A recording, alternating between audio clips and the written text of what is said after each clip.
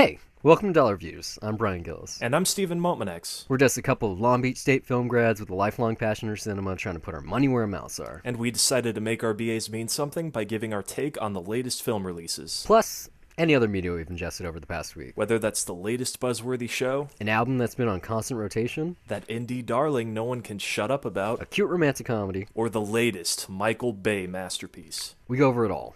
$1 at a time. I love you, Wade Wilson. We can fight this. You're right. The cancer's only my liver, lungs, prostate, and brain. All things I can live without. What if I told you we can make you better? You're a fighter. We can give you abilities most men only dream of. Make you a superhero. You just promise you'll do right by me, so I can do right by someone else. And please don't make the super suit green or animated. I don't know about you, Steve, but I've been looking forward to this for like 4 months or something. Everybody has. Me, not so much. Like, I wanted to see it, but it just, I don't know. It felt almost like a gimmick in the marketing of like, yeah, we're doing a hard R movie on purpose. And like, my worry was just going to be like, okay, is it just shock value for the sake of shock value, or is it actually going to be good and clever? And like, thankfully, for the most part, yeah, it is definitely. I mean, I don't know about you, but this is already like, if not the, maybe it might be number one, but at the end of the year, this is going to be one of the best opening title sequences. Like, fuck it, probably of all time at this point. Like, that was brilliant. I don't know of all time, but it's really smart. humorous, yeah. Just those opening titles alone kind of gives you the tone of the film. Maybe it's because I had the peanut gallery sitting behind me last night. I did a midnight. I was supposed to go see it at a new Cinemark where they have like the lay down seats. I was there at 9:15. They were sold out in every screen they had with reserved seating. It was crazy. So we had to go to another theater, and luckily that AMC had tickets available. But yeah, I had the peanut gallery sitting behind me, laughing at every single joke. Like, oh no, she didn't. Oh yes, she did. Like I thought during the trailers they were gonna stop. Like no, they did throughout the movie. But yeah, like, once this movie got steam, I think that it's like the title sequences were really good, but like the scene that was around them, maybe because it was so familiar, because it was the test footage that leaked a couple years ago. It's just I needed a little bit more time to kind of roll with the punches, because at first I was kind of this is thinking it's like over the top and funny, but then I know it's come from the right place because Rhett Reese and Paul Wernick, who wrote Zombieland and a failed adaptation for Amazon, they've done a couple other things. They already got a green light on this. I think it was on, what was it, like Wednesday or Tuesday? Fox went, yeah, we're making a sequel. We're going to do it. Just before it broke any which records. Which is a good sign. Yeah, which it will. I mean, I highly doubt that the theater that I went to is the only one. I'm sure this is going to sell really well today. And, I mean, the advertising isn't misleading. It is a romantic Valentine's Day movie wrapped around a meta hard R comic book franchise. I mean, yeah, it is fitting, but it's not a movie that you're going to pitch around as a romance. It definitely, though, that is the main element there, but it's not something that really resonates in the same way. I mean, the relationship stuff was fine, but it's not the main appeal for me. I don't know about you or how strong you thought it was. I felt it like there was decent chemistry there, but it's mostly just a plot device. I thought it was some of the best comedy. There's definitely it's a really funny movie. I'm trying to think of how to put what my thoughts are on this, because I definitely really enjoyed it, and I think it's a great audience movie, but I feel like when I'm thinking about it more, it's more of a movie that has a great character than being a great movie itself. Good movie. Yeah, I mean, yeah. Like there's some fun stuff in there, like, but that first action sequence and that opening shot, I think just sets the standard way high for what the action's going to be like and how gratuitous and clever it is. But then later on, never gets there. Well, then later on, it's just kind of like it's not nearly as playful or as fun. I mean, there's definitely some fun stuff throughout, like when he spells the name with those bodies and stuff like that. But it felt like a little bit more typical. It just didn't maintain that momentum for me. But I mean, that's really more of a nitpick. I'm not trying to come down hard on it. I just wish that. No, I mean, I agree with your point there. It definitely is a really strong character in a par movie. Like it's just like it's good. It's not amazing. It's not bad. It just is. Like I'm for a blockbuster, it's a little below the radar. It's just that they were clever enough to kind of point out what Fox does in their X-Men movies, make fun of that franchise. Obviously, you have the fourth wall breaking, or like which Professor X, Xavier or McAvoy? Yeah, or I Yeah, mean, that was Stewart really McAvoy. good. Like there's these fun prods, but it's like they'll go pretty far, but they're not going all the way. They're not making fun of the Fantastic Four flop, which would have been amazing if they had done Well, that. that was being Maybe it was produced just concurrently, so I don't think they had time to write that yeah. in there. They could have. Who I knows? then Like I again, mean, I the don't know. closing. I don't know if Fox really Mhm. wants to acknowledge yet that they messed Exactly. up yet. They're not exactly open to talking about it yet. It took them a while to take the Maybe in the sequel off the sequel. calendar. Yeah, maybe in this sequel they'll talk Fantastic Four. Like something like, yeah, like it starts off with the monologue. Yeah, this movie got a sequel, not like Fantastic Four, bling, like a wink to the camera or something like that. But yeah, like even the Stan Lee cameo here, it's definitely the best one that he's ever done, You really think just so? for the character he plays. Yeah, My money's still on the one for Thor. I find that one absolutely hilarious. yeah, That's that's my favorite pretty one. good Yeah. too. The crowd went pretty crazy. Like I noticed him before everyone else, so it was like I was laughing by myself, and then a second later, like, Just ow! cut to a close up of him, and it's like, oh, it's Stan Lee. It's like, how didn't you know? Like, there's not many old people in this movie. I think this movie could have been PG-13. I think it was just a couple of F-bombs and creative, bad words. I thrown really in don't there. think so. I mean, just and creative violence and just some really, really Like, gratuitous stuff. it's Like pretty I was, passé now. I Like, really thought about it during it. Like if the that same woman that violence happened, the woman though that did that petition for the 8-year-old kid getting a PG-13 version of it so he could see it. Like I was thinking, yeah, there's no way that can be Yeah. made. Not with the version of this that was put together. I mean, oh yeah, like not yes, with could you what was write a made, yeah. PG-13 Deadpool movie? Sure, but it like at least here they're taking advantage of the rating and it's not just like I was glad it wasn't just shock value for its own sake. It's like no, it has a dirty-minded personality. Like that's just what it is, and it works really well for that rating. And it's really just cool to see, like, even just the X-Men mansion just being, even though we barely get any of Yeah. it, like just being placed and in a they different tell you aspect of this. that world that's a little bit smaller and far more dirty-minded. Blah. Yeah, dirty-minded. I like twisted on my tongue there. It's gonna be interesting because I mean, Fox announced like a year ago or so that Fantastic Four was gonna work into the X-Men universe. This one's obviously already set in it. Like where they go from here, like if they a Deadpool sequel that they tease at the end credits, like if Deadpool shows up in 2 X-Men movies from now or something like that, or an X-Force movie, like when they do a team up type thing. Like in the unlikely situation where Gene Hackman's actually on the same screen as Deadpool. No, I don't know about you, by the way. Like, well, I had a Mhm. very different experience. Like, I saw this at the Alamo Drafthouse, and so they got a special pre-show for the movie. That's how they do it there. And they, I don't know what the name of the cartoon series was, but there was like a cartoon Deadpool, and with Spider-Man and Hulk like in the same frame, and just if they could make a similar deal to what Sony did with Marvel, I mean that would be amazing to throw him in with the Avengers. I mean, just that camaraderie, like. It's wishful thinking. I'm sure I it'll don't never see it happen, happening. but it would be awesome Yeah. though. Like just at the very least, in a fucking kids cartoon, it was pretty amazing. I mean, that's why there's cartoons and there's comics and video games. Yeah. But the fact that, yeah, but Fox made this hard R, gratuitous violence, Ryan Reynolds starring Deadpool movie that no one thought was going to happen, and it took forever. Look at X-Men Origins Wolverine, like look what they did to Wade Wilson in that movie, and they just like never mention at all in this movie. There's like that a little joke there, a little action figure in the screen, but they make fun of Green Lantern a way more than that. But like I think because of that, like and how well this is doing, I'm sure this is probably gonna break like 70 or 80 this weekend. Yeah, it's tracking around 80. This is gonna be their new baby. This is gonna be their new thing that they want to keep on their own. And Fox has such a good track record, Josh Trank notwithstanding, that they don't really need anyone else's help. Well, no, I mean it's a Like good Bryan thing. Singer has the keys to the kingdom. The so. key thing for this though is that it's an R-rated, like big budget superhero flick, and that's now we've proven, like at least financially they've proven of course, assuming that this does well by the time that we're talking about this, we haven't seen Punisher anything. But Warzone yeah, was... it's tracking really well. No, I'm thinking like Watchmen. That's really the one that kind of killed it, because Watchmen did reasonably okay. Like I think it broke 100 million, but it wasn't. Watchmen was It super wasn't serious. the hit that they wanted. Yeah, I mean that too. It's very.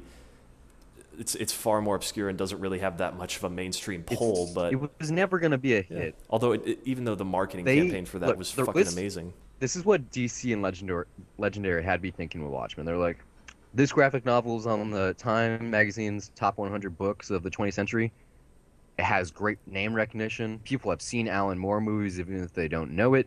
So we're going to make a movie, and it's going to be good, and they're going to go see it. It's like, no, it's an intellectual story. It doesn't work well on the screen. It wasn't that it couldn't be filmed because of the content. It couldn't be filmed because it's too much not of a philosophical look. So that was never going to be a blockbuster. There's very few, very low possibility of that, but they were stupid enough to try anyway. But the Punisher Warzone, that's a hard R for basically the same reason this is, without the humor. Like the violence in there, that it's just as over the top with heads exploding and decapitations and all of that. It's just, I don't know. Who knows why that one didn't do well? Oh, it wasn't a good movie for starters. Well, yeah, no, I mean, a lot of it is marketing. I mean, there's just, for one, I mean, this got a much kinder budget going forward. Like, it's set in the X-Men universe too, so there is some familiarity there, but I don't think that's necessarily the reason why people are seeing it necessarily. It's just, I think it's just Ryan Reynolds. I think also though, just a big part of it is tone. I mean, if you put together a piece of marketing and people are laughing and having fun with it, then yeah, they will remember it and they'll want to see it.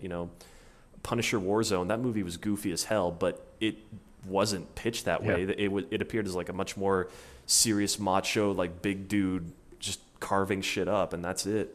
I don't remember anything about that movie besides like, isn't he like hanging from the ceiling in one moment and a ceiling fan is making him spin around and shoot everyone or something weird like that? It was a cool shot. Yeah. No, I mean, it's goofy as hell, but I that's like, it's a fun piece of trash. Was John Travolta the villain in that films one? by women. Yeah. Was John Travolta the villain in that one or the first one? I did not see the first one, but yeah, not the first one, the second one. I mean, the Thomas Jane one. I think he was in that one, but I did not see it. It's hard to say the first one because they made the Dolph Lundgren one back in the mid '80s. I'd never have seen that one. I forget the guy's name. Back this movie. Okay, yeah. It's Ray Winstone is the third movie. No. The villain of the second one just had like the fakest New York accent ever. I know he's like really Jigsaw weird makeup. Yeah. Yeah. No, like did a whole speech. I think it had his Patton moment in front of the American flag. I think, or I don't remember it that well. I just remember it being pretty goofy and pretty fun. I remember like nothing about it. Yeah, this movie, my whole week was basically just seeing this, and I didn't even know I was going to until like 2 hours before I did. It was very off the cuff. My friends Amir hit me up. But yeah, like I wouldn't say I loved it, but I definitely liked it. I liked how it was a change of pace for the superhero movie. Like how they marketed it this whole time is exactly what it was. It felt like the writers of Zombieland making a Deadpool movie. I don't care enough about Deadpool or the X-Men to really care if they didn't get anything right.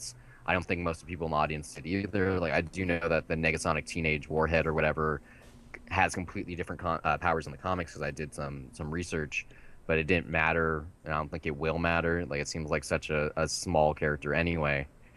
But yeah, I'm excited. I'm really looking forward to a sequel to this because probably the weakest part of this film is the build-up. Having the origin story that didn't seem necessary. It really bogged down everything. Like the romance was necessary, the present day stuff with camaraderie with the blind lady and T.J. Miller, really good, but the 40 minutes or so of setting up who the villain is and how he got his powers, I don't think anyone really cared. I actually liked the structure of how it was set up and how it was like how you show basically the third act and then you kind of cut like back and forth to origin story, then a bit of the third act again.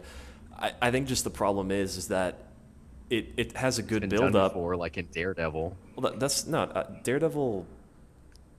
That's no. I mean, it's different though because they like kind of cut back to it like at different times. Here, I think the issue is just more that it's structured so well, and for me, then when you get to that final action set piece, it's just not.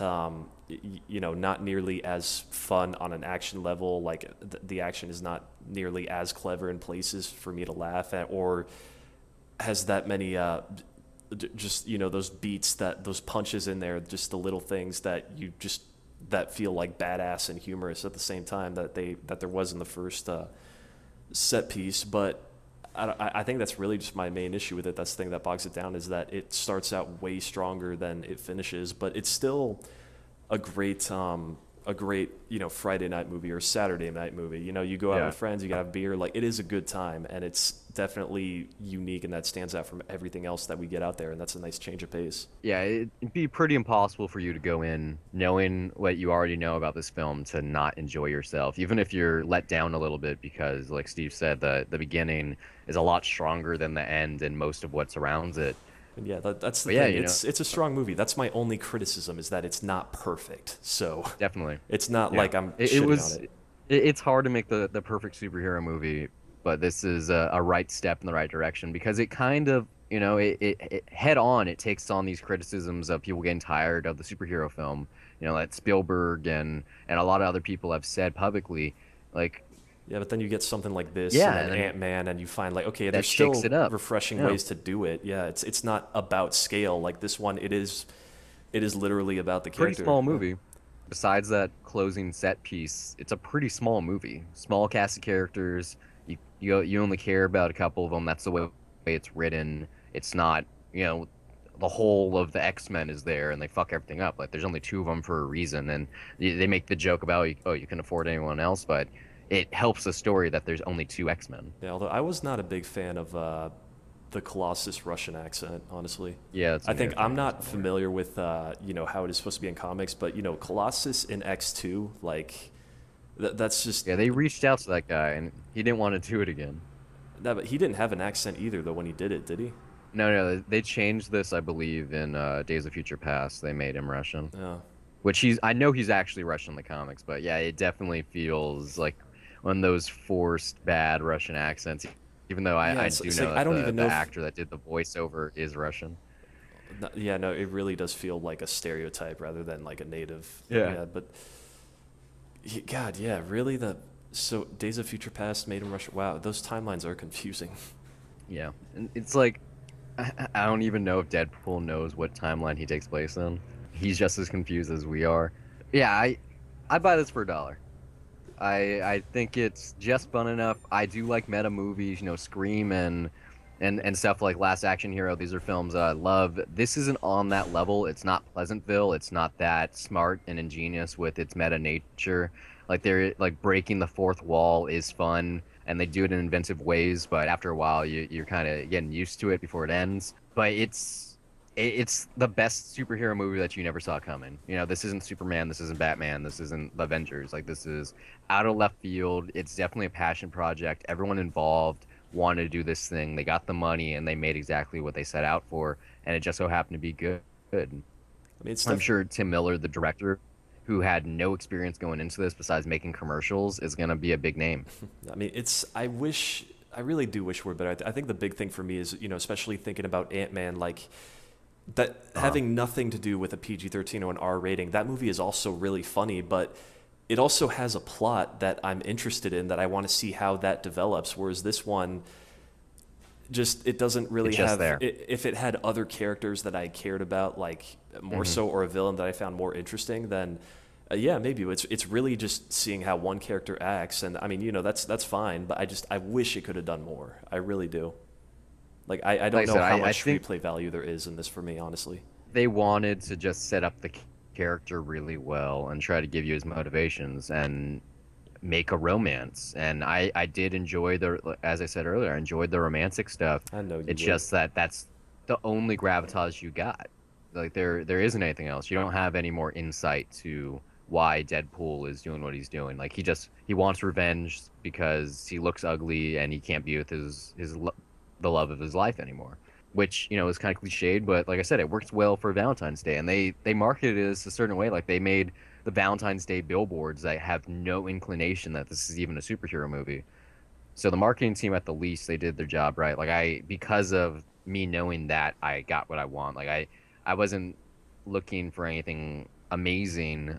I was just looking for something good, and I was surprised that it was. Like I agree with you. Like I Yeah, it's going in because of the way it started, I thought that this was going to be lackluster, that the jokes were all going to be bad, and that was just me getting acclimated to the kind of humor that was going to happen. I think it's also, like props to the marketing team for not necessarily giving out everything. Like, yes, there are jokes that you expect to come because you've seen it in the marketing. Uh, Like, there's the moment where he puts his hands out on the window when the car is just lying on the freeway, and he just says, "Wait, you're wondering why I'm wearing the red suit?" But like, there's also like like I said, that. They that was show in the that one, test footage. but then there's the surprise before then, like where he just pops his head out, and I was just like, okay, there's still.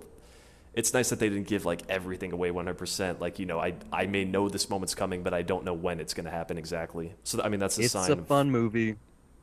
If you like good violence and bad words and some shots of Ryan Reynolds' dick, then you're gonna enjoy this movie. I think your date's gonna enjoy it.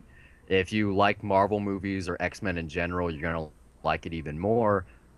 Just don't expect a masterpiece. This is a popcorn flick. It is February. It's basically Kingsman, but not as smart. Yeah, no, Kingsman's way better. Like it's just way more fun. But I mean, it's just like that though. It is a really good subversion of the genre that it's playing around with. Mm-hmm. Yeah. So you didn't watch anything else this week, right? I saw that you did. You saw that Inseminoid and something about the nature of the wind in the valley or something like that. Nausicaa in the Valley of the Wind. Yeah, that's. I guess yeah. We may as well talk about it. So I saw that at the Alamo Was that Drafthouse. documentary? No, that's a Hayao Miyazaki film. That's his second one. Gotcha. But I think it's like the first big one from Studio Ghibli that is recognized, or the first one, I guess, based on what Disney owns. It's a solid movie, but I don't know. The best thing I can say about it for me, and I have not seen a Miyazaki film that I loved yet, and I'm still late to that party. I've only seen 3 movies, but I think you have to be young to see his films to really Yeah. tap into his world making, because I agree with you. It's very whimsical, very Disney-esque. I think it's a lot of concepts and it gets convoluted. I don't think Princess Mononoke, it's epic, but I don't think it's nearly as strong as people like to think it is. But I do think Howl's Winning. I've not seen that one. The other one I saw was The Wind Rises. I do You think should see Howl's Moving Castle. It's really interesting, I know, especially because yeah. Christian Bale and Billy Crystal do the voice cast. Also, Kiki's Delivery Service is pretty cute. I really like that one.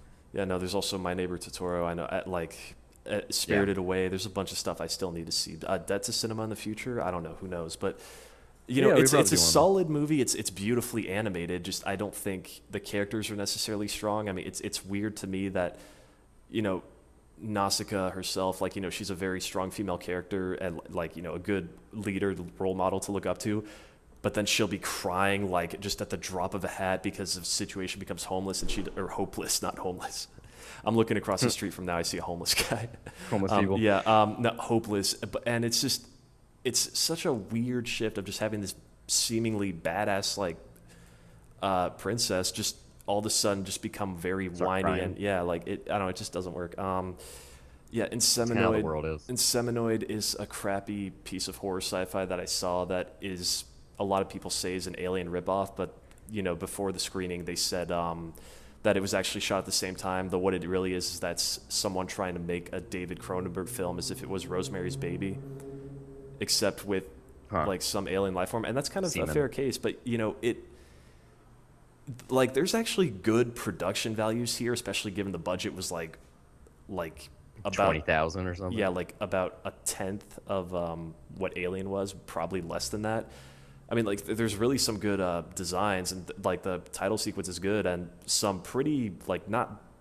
The performances are not bad. They're just kind of bland because the material isn't strong. What this is about is a woman just gets impregnated with an alien, and then she just starts going crazy and killing everybody for no reason Yeah, it whatsoever. sounds like a Cronenberg movie. Yeah, and I mean the kills are not necessarily that creative or interesting. So it's it's kind of trashy, but I mean yeah, it was kind of fun to see it. I saw this at the Alamo Drafthouse too, and I ordered a Royale with cheeseburger, and they told us that at the screening that there were only 2 existing prints. There's one somewhere in the UK, I think, and then the other one was owned by Quentin Tarantino, and he lent out that one. So I was like, okay, cool, and I'm eating a Royale with cheeseburger, so that's kind of a fun coincidence.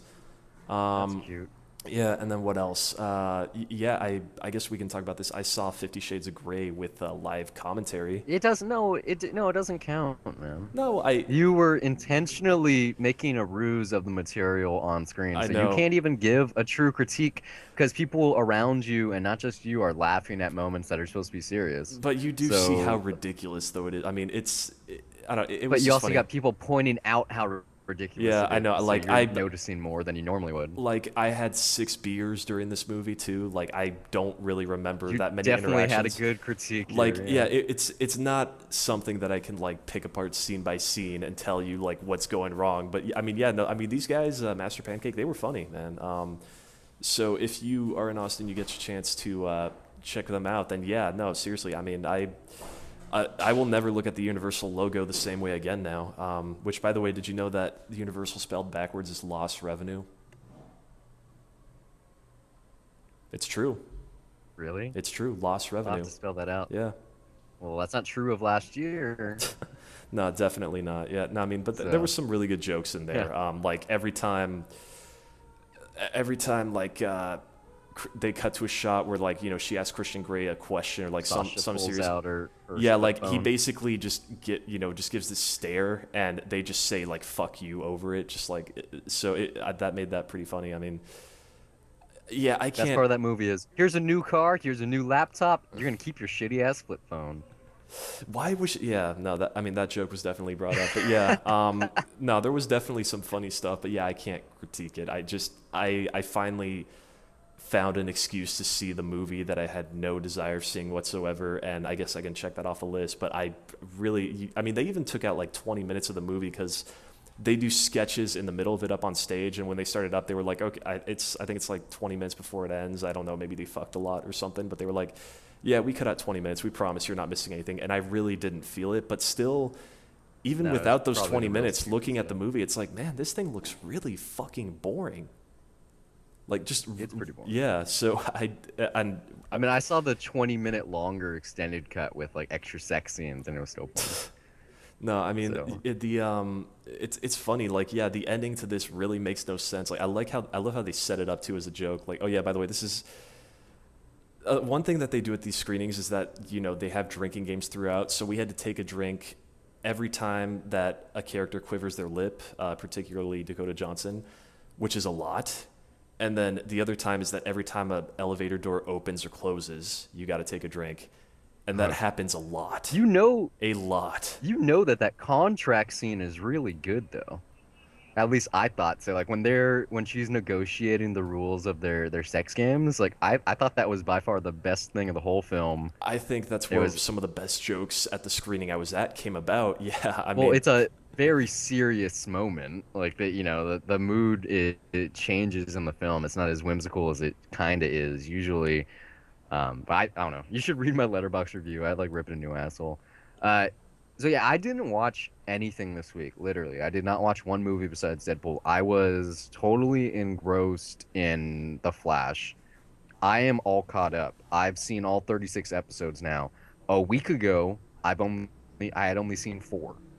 So yeah, I basically committed to watching the show. The first season, which is on Netflix, is really fucking good. Like amazing, I would almost say. One of the best like network seasons I've ever seen of anything. Really, really strong TV, great production values, really good CG when their budget gets up later in the season. Some really fun stuff. They just get Grant Gustin's amazing. They got the Flash right. Like they're Barry Allen is just done correct.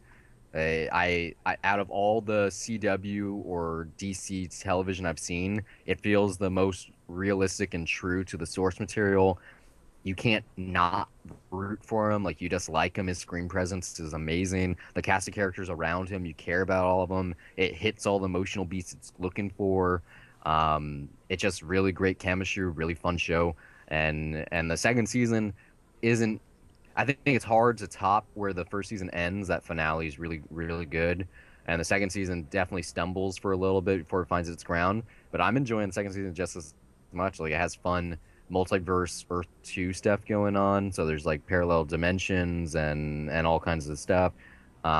I recommend this to everyone. I have been recommending this to anyone that has Netflix. I think people are getting tired of me talking about it, in fact. Uh, but I can't say enough good things about it. It's a very fun CW show. Well, It's you're not like Arrow, which is over the top and dark and grim. Like this is just life affirming and yeah, that's save the day type of stuff. Really fun. well, you're gonna love Ezra Miller, man. No, no. Thanks for listening. We hope it's been a pleasure. If you like this show and you want to hear more of our wonderful voices on a weekly basis, check out 2 Cents. I'll recap what's happened in film, TV, and tech news. We're also on Debt to Cinema, where one or both of us crosses a title off our list of shame. You can find all of our content at dollarreviews.net. Follow us on Twitter or like us on Facebook at Dollar Reviews. We're available on iTunes, YouTube, TuneIn, Stitcher, and constantly looking to expand to other platforms. If you listen somewhere we're currently not available, you'd like to contribute some talking points, send a Debt to Cinema request, or if you just want to laugh at us, you can do so by reaching out to us on social media or send an email to brian@dollarreviews.net. Or you can email me as well, steve@dollarreviews.net. You can follow me personally on Twitter at Brian Gillis, that's BryonGillis, and now you know how to spell the email too, and also under the same name on the lovely site Letterboxd, which acts as my film diary, where I rate films I'm watching, write the occasional review, and even sometimes compile lists. You can also find me on Twitter at S_MTX, and also follow my film diary at Letterboxd under the same name, where I log everything I watch, and sometimes write brief reviews. That's it for this week. Until next time, keep the change.